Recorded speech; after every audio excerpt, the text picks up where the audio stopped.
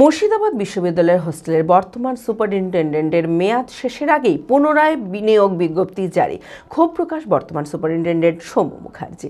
তার অভিযোগ, তাকে কিছু না জানিয়ে হোস্টেলের নতুন সুপারিনটেন্ডেন্ট নিয়োগের বিজ্ঞপ্তি জারি করা হয়েছে। এছাড়াও বিশ্ববিদ্যালয় পরিচালনার একাধিক দুর্নীতির অভিযোগ তুলে তীব্র ক্ষোভ প্রকাশ করেন তিনি। যদিও রেজিস্ট্রার রাজীব মুখার্জি জানান, বয়েজ হোস্টেলের জন্য সুপারিনটেন্ডেন্ট নিয়োগ করা হয়েছে।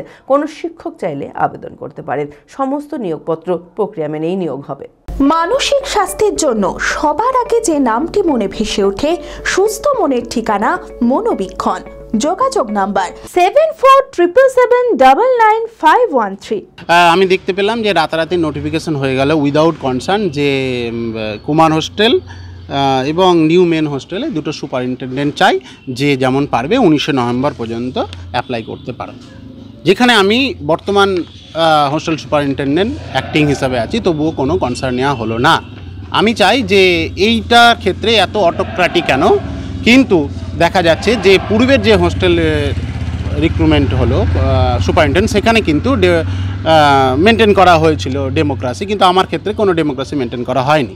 এছাড়াও যিনি রেজিস্ট্রার ছিলেন তাকে আর এক্সটেনশন করা হলো। তো আমাদের ইউনিভার্সিটিতে কি কেউই রেজিস্ট্রার হওয়ার যোগ্য নেই যে একজনকে রিভাইজ করতে হলো? এটা যদি অটোক্র্যাটিক প্রসেসে হয়, তাহলে আমার ক্ষেত্রে কেন এক্সটেনশন করানো হলো না?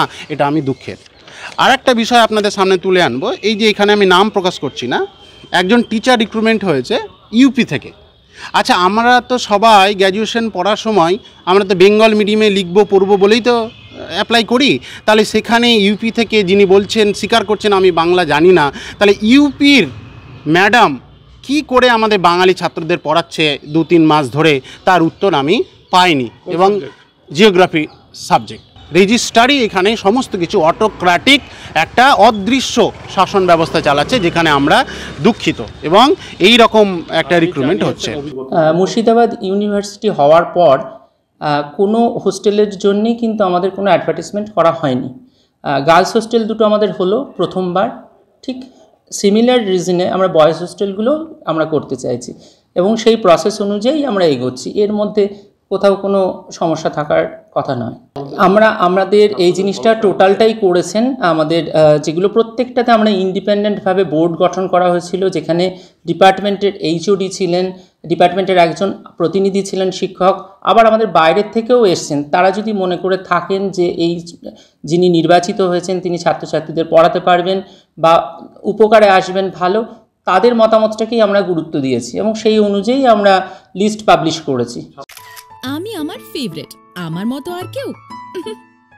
চঞ্চলতা তার কথায় কথায় জীবনে মিশে রঙ ভরায়, চুপি সারে মনে সে সাদে সবাইকে পাগল করে, পাগল করে।